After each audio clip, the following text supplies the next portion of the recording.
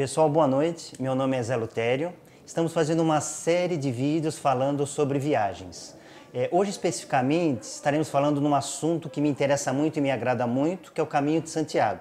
O Caminho de Santiago é a rota de peregrinação mais famosa do mundo. Então, amigos, quem já fez o Caminho de Santiago, quem tem curiosidade de saber a respeito e quem gostaria de fazer, vamos lá para o vídeo que muitas dicas vão ser dadas no vídeo de hoje.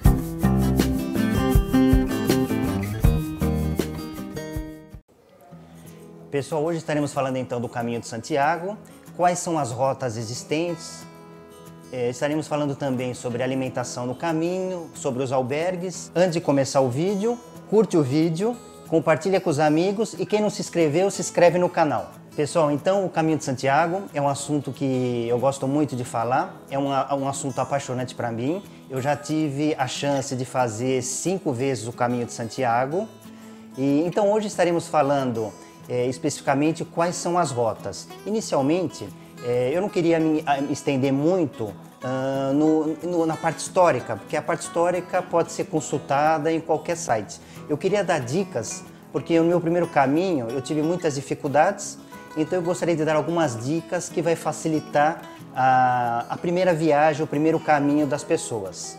Inicialmente, o Caminho de Santiago ele surgiu na Europa. Uma vez descoberto os restos mortais do apóstolo Santiago, foram feitos vários trajetos de diversos lugares da Europa até chegar em Santiago de Compostela. E o peregrino ele é diferente de um turista comum. Tem um ditado muito famoso que o turista viaja, o andarilho caminha e o peregrino ele busca. Uma outra frase famosa também é que o turista ele exige e o peregrino ele apenas agradece. Antes de falar especificamente dos caminhos, eu queria só trazer alguns dados estatísticos que são muito interessantes. Dados estatísticos estes do Departamento de Acolhida do Peregrino em Santiago.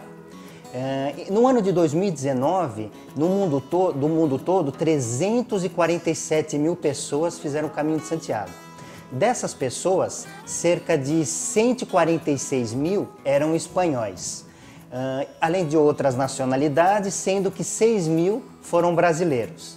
Desse total que fizeram o Caminho de Santiago, 94% fez o caminho a pé e 6% fizeram o caminho de outra forma, seja de bicicleta, seja de cavalo e até de cadeira de roda.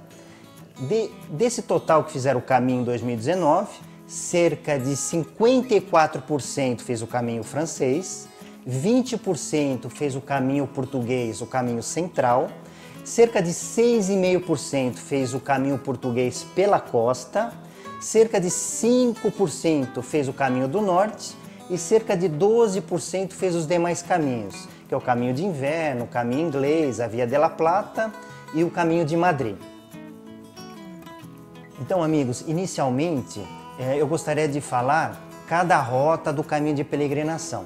O caminho francês, daqui a pouco a gente vai falar ele mais individualizadamente, com mais riqueza de detalhes, tendo em vista que é o caminho mais procurado, é o caminho que tem o maior fluxo de peregrinos. Inicialmente, eu gostaria de falar do caminho português. O caminho português ele tem cerca de 240 quilômetros e ele pode ser percorrido em média em 10 dias. Esse caminho, para quem nunca fez o Caminho de Santiago, eu sugiro que seja, na minha opinião, o primeiro caminho, porque é um caminho super tranquilo, a altimetria dele é com poucas elevações, com poucas subidas e descidas. Esse caminho, quando eu falei de 240 quilômetros em 10 dias, é iniciando ele a partir do Porto.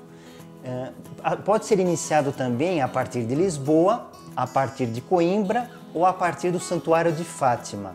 Claro que iniciando nesses locais há um aumento na quilometragem e um aumento no número de dias. Como eu falei, a altimetria é super tranquila desse caminho e quem for não vai se arrepender, é um caminho bem bonito.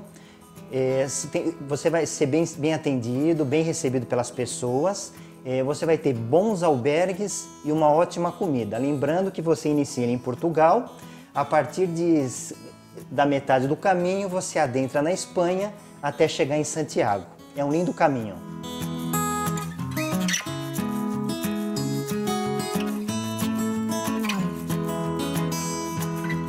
Pessoal, o segundo caminho, a segunda rota de peregrinação a Santiago é um caminho que eu pretendo fazer, é o próximo caminho que eu tenho em mente. Eu só estou esperando agora porque são 33 dias de caminhada, e então eu preciso de tempo para fazer esse caminho, e tem a questão financeira também, então temos que estar se preparando para esse caminho. Então o caminho do norte, eu não recomendo que seja o primeiro caminho, porque é um caminho, a altimetria é muito pesada, são muitas subidas e muitas descidas. Esse caminho ele se inicia em Irún. Você começa na Espanha, na verdade no País Basco, que faz fronteira com a França. Então, em média, as pessoas fazem 33 dias de caminhada. A altimetria não é fácil, são muitas subidas e descidas, requer até um preparo físico maior que os outros caminhos. E nessa rota tem uma coisa muito interessante. No meio dela, mais ou menos ali na região da Cantábria, para quem tiver tempo e disponibilidade, você pode descer para uma rota que soma-se mais 2 dias ao caminho, que é o caminho Lebaniego. Esse caminho ele leva até o santuário de Santo Turíbio. Você vai andar 55 quilômetros e você vai chegar no santuário que ele tem o maior pedaço da cruz de Cristo. Ele está lá na missa exibido, você pode tocar nesse pedaço da cruz. Na região também de Astúrias, tem o caminho de Covadonga, são cerca de 52 quilômetros, pode ser percorrido em em 2 dias. Esse caminho de Covadonga ele leva até o santuário de Covadonga. Historicamente, quando teve a invasão pelos mouros, pelos muçulmanos, aí foi uma região que muitos dizem que foi o renascimento da Espanha. Nessa localidade, a reconquista da Península Ibérica teve início nessa região. Pessoal, a terceira opção de rota de peregrinação a Santiago é o caminho primitivo. O caminho primitivo são 320 quilômetros que pode ser percorrido em média em 13 dias. A saída dele é a partir da cidade de Oviedo, que é uma cidade muito bonita. Ele tem uma altimetria moderada e é um caminho que tem um fluxo de não muitos peregrinos, se comparado com o caminho francês. Também não recomendo que seja o primeiro caminho, porque em muitos dias, para quem vai sozinho, vai se caminhar muito tempo sozinho, sem ver muitas pessoas. Esse caminho eu fiz ele em 2017. Você vai encontrar bons albergues, uma comida boa, bons restaurantes. E vai chegar eu creio que no 4º dia, se eu me recordo, tem-se a opção de seguir por La Pola ou pela rota dos hospitais, rota dos hospitais. Eu recomendo seguir pela rota dos hospitais, mas eu adianto que é um dia muito bonito, que se caminha entre as montanhas, não tem lugar de parada para alimentação nem para hidratação. Então, no dia anterior já tem que comprar um lanche e levar um reforço de água para esse dia. Chegando em Melide, no caminho primitivo, esse caminho se junta ao caminho francês e o final da etapa é feito por esse caminho. Pessoal, o 4º caminho que eu vou relacionar, que é uma rota de peregrinação até Santiago, seria o caminho inglês. O caminho inglês eu tive a oportunidade de fazer ele agora em 2019. É um caminho super curto, eu recomendo para quem nunca fez, é uma opção para que seja o primeiro caminho, que são 120 quilômetros que podem ser percorridos em 5 dias. A saída é feita da cidade de Ferrol, é uma cidade portuária, é uma altimetria super tranquila, muito poucas pessoas fazem esse caminho se comparado ao caminho francês. Eu gostaria de citar também, eu vou colocar algumas fotos, é um caminho muito bonito, é uma rede de albergues também muito interessante, que atendem bem, e também você vai encontrar boas opções de restaurante e a alimentação nessa região é muito boa.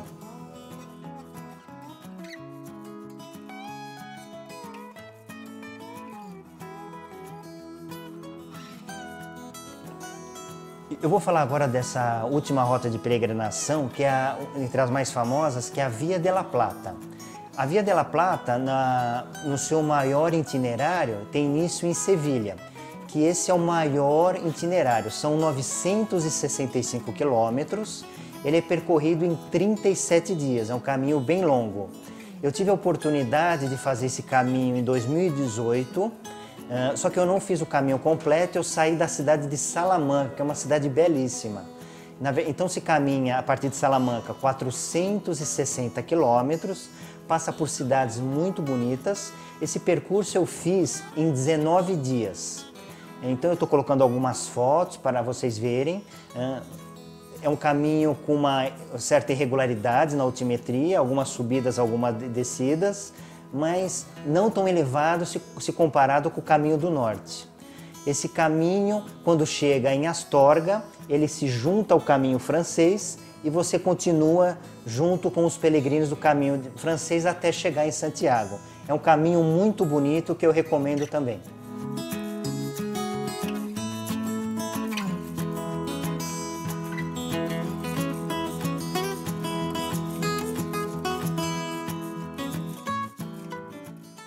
Agora eu queria falar de uma coisa muito importante. As dicas que eu darei a partir de agora servem para todos os caminhos. Eu queria começar falando da credencial. A credencial, ela é muito importante já obter ela antes de sair do Brasil. O que acontece? Uma vez já reservado a passagem aérea, já comprada a passagem aérea, a pessoa vai até a Associação dos Peregrinos da sua cidade. Eu sei que tem em São Paulo, tem no Rio de Janeiro, tem no Rio Grande do Sul. A maioria dos estados tem uma associação de peregrinos. E você vai obter a credencial. A credencial ela é muito importante inicialmente porque chegando na imigração, nesses 5 caminhos de Santiago que eu fiz, uma vez apresentando a credencial, a imigração te vê como outros olhos, te vê como um peregrino e facilita a entrada. Outra coisa muito importante, através da credencial é possível acessar os albergues municipais e religiosos, os albergues públicos.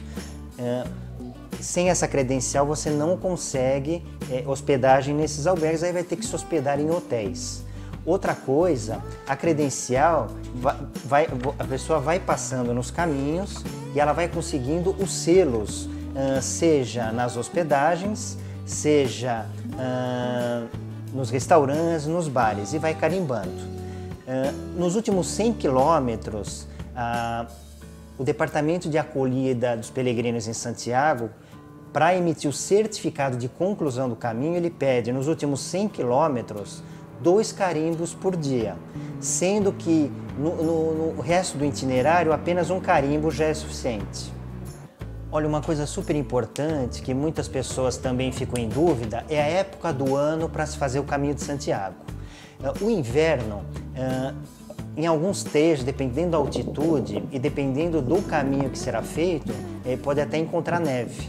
Apesar que em março, fazendo o caminho de Primitivo e na Via del Plata, em alguns locais encontra-se neve também. O clima ele não tem uma regra, ele tem variado muito. De qualquer forma, o inverno ele é de 21 de dezembro a 20 de março. É uma época que tem que tomar cuidado porque, por exemplo, no caminho francês, nos Pirineus, é uma região que o clima muda muito rapidamente, é uma época meio complicada para fazer o caminho. Uma época que muita gente faz o caminho é na primavera. É uma época que as flores estão, você vê muitas flores, os girassóis estão bem bonitos no caminho, muita gente faz nessa época. A primavera ela vai de 20 de março até 21 de junho. O verão, pessoal, não é uma época recomendada para fazer o caminho de Santiago. O verão ele vai de 21 de junho até 23 de setembro. Principalmente na época de julho, época de férias na Europa. Então, muitas pessoas têm essa janela e aproveitam para fazer o caminho de Santiago, em especial os espanhóis e alguns países nos arredores. Então, quem só tem essa disponibilidade já vai ciente que vai enfrentar a questão do calor, que não combina muito com caminhada, e também a questão de um fluxo muito grande de peregrinos, chegando até a situação, principalmente a partir de Sarria, que os últimos 100 quilômetros é necessário fazer a reserva dos albergues com antecedência. E por último, uma época também que muita gente faz o caminho, e eu fiz o caminho francês nessa época, que é no outono. Ele vai de 23 de setembro até 22 de dezembro. É uma época fria, você vai encontrar um pouco de frio, mas é uma época bem agradável para caminhar porque o clima está bem ameno. Então, a melhor época para fazer o caminho então, seria maio ou setembro. É importante observar que o clima ele anda meio instável ultimamente, então no caminho francês, para quem vai fazer o caminho completo, iniciando em Saint-Jean-Pied-de-Port até Santiago, vai encontrar uma variação muito grande de temperatura dependendo da época do ano. Vai pegar dias com muito frio e dias com muito calor. Então não tem uma regra exata quanto ao clima. Agora eu vou falar do caminho francês, que é o caminho mais procurado pelos peregrinos. É o caminho que tem o maior fluxo durante o ano todo. Tem muitas pessoas até que não gostam de fazer esse caminho devido à massificação que ocorre nele. O caminho francês, ele percorre-se em média em 31 dias. São 800 quilômetros de caminhada. Você praticamente cruza a Espanha toda de leste a oeste. Inicia-se o caminho em Saint-Jean-Pied-de-Port, na França, passa os Pirineus e caminha-se toda a extensão da Espanha. Eu vou citar alguns pontos importantes que para mim marcaram muito essa caminhada. Eu tive a oportunidade de fazer esse caminho em 2015. Como eu já citei num vídeo anterior, meus pais faleceram em 2010 e 2011. Eu fiquei muito ruim, né? A perda de ambos foi muito complicada para mim e eu prometi que se eu melhorasse eu iria fazer o caminho. Então, em 2015 eu tive essa oportunidade de fazer. Então, eu vou começar citando, o caminho inicia-se em Saint-Jean-Pied-de-Port e o primeiro dia é o mais difícil. Como eu estou colocando para vocês agora, o primeiro dia é uma altimetria muito complicada porque é só de subida e ao final tem uma descida até a cidade de Roncesvalles.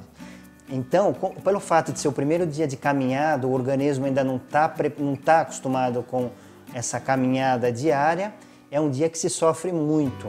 Outra coisa que eu cito, chegando em Roncesvalles, ao final do primeiro dia, na igreja de Roncesvalles tem a missa do peregrino, que ela é voltada para o peregrino. Então foi um ponto que me embarcou bastante, eu recomendo todo mundo pelo menos visitar a igreja ou quem tiver à disposição assistir essa missa que é bem bonita. Eu cito também a cidade de Pamplona, é uma cidade muito bonita, tem uma catedral também que vale a pena a visita. Logo em seguida, o peregrino encontra o Alto do Perdão, é um ponto emblemático do caminho, eu estou colocando a foto. É uma vista bem bonita, não é uma subida muito elevada, mas ele te dá uma vista bem bonita da região. Outro lugar que eu cito é Ponte de la Reina, é um lugar bem famoso do caminho.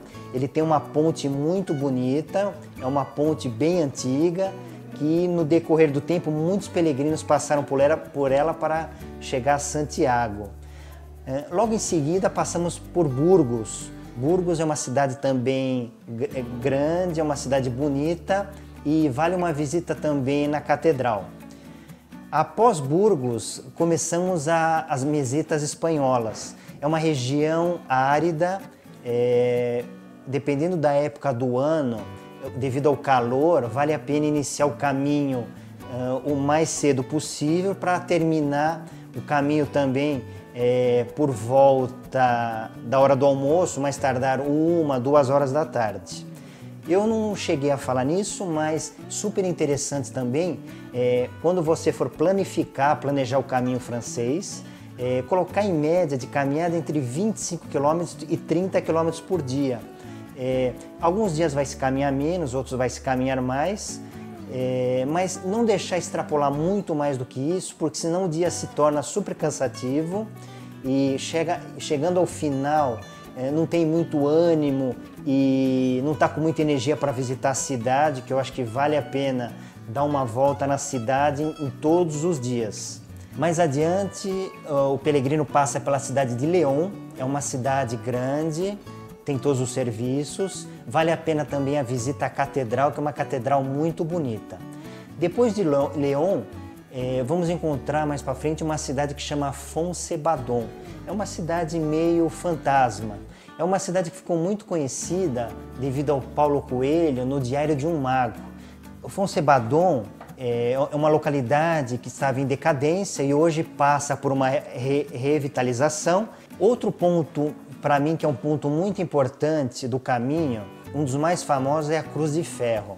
Como eu estou mostrando a foto para vocês, é um lugar de muita emoção, é um lugar bem emblemático do caminho, porque todas as pessoas, todos os peregrinos, quando saem do seu país, trazem uma pedra e colocam ela na mala, embarcam com ela, e quando chega nesse local, nesse monte de pedra, você coloca a que você trouxe. Seria uma representação que você está deixando tudo que é negativo junto a essa pedra, tentando esquecer coisas negativas que aconteceram na nossa vida. A partir da Cruz de Ferro, você passa numa localidade, é uma cidade pequena, é um pueblo que se chama Molina Seca. É uma cidade muito bonita que vale a pena a visita também. Depois de Molina Seca, passa-se por Ponferrada. Ponferrada é uma cidade de médio porte e nela tem um castelo templário construído na época dos Cavaleiros Templários. Quem gosta desse assunto, então é um prato cheio, a cidade vale a pena a visita ao castelo. Após Ponferrada, você vai ter uma subida que se chama do Cebreiro. É um lugar também meio impactante. Segundo muitos, é o segundo dia mais difícil do caminho. Eu achei uma subida tranquila. Você vai subindo gradativamente, não é que nem no primeiro dia de caminhada, que é bem radical a subida. É uma subida mais tranquila, não foi nada dessa dificuldade que haviam me alertado. E você chega na localidade do Cebreiro. O Cebreiro, como eu estou mostrando nas fotos, é um lugar meio mágico. E quem tiver interesse de pesquisa na internet o milagre do Cebreiro que aconteceu nesse local. Mais para frente, você vai chegar um caminho alternativo ao caminho oficial que leva até o Mosteiro de Samos. Eu acho que é um desvio que vale muito a pena no caminho, fazer uma visita nesse mosteiro. Como eu estou mostrando para vocês, é um lugar bem bonito. Continuamos caminhando e um ponto também muito impactante é o Monte do Gozo. Nessa localidade tem um monumento aos peregrinos. Neste ponto, você chega à conclusão que você conseguiu finalizar o caminho. Nessa localidade, você fala, eu consegui concluir o caminho de Santiago. Caminhando mais alguns quilômetros, chega-se em Santiago, sempre chegar de frente para a catedral e contemplar ela, e você você revive toda a sua caminhada e fala, eu consegui. A emoção nessa hora é forte quando se defronta com a catedral.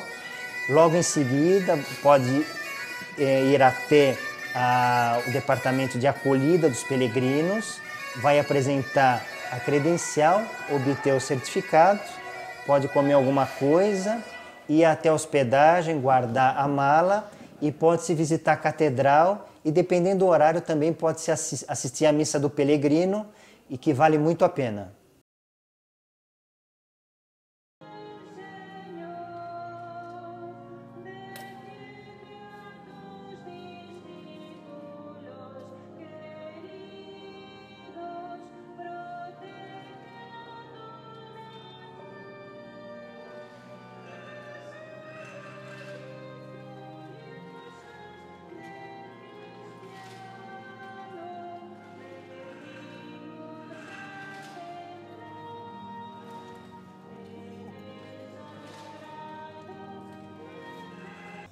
Pessoal, uma coisa muito importante, o aniversário de Santiago é todo dia 25 de julho.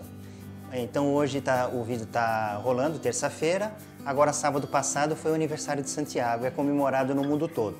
Sempre importante ressaltar que que quando o dia de Santiago, dia 25 de julho, cai no domingo, é considerado um ano santo. Então o fluxo de pessoas no caminho aumenta bastante, tem que ficar atento a essa questão também. Espero que tenham gostado do vídeo de hoje. Quem gostou, curte, dá um joinha. Quem ainda não se inscreveu no canal, se inscreva.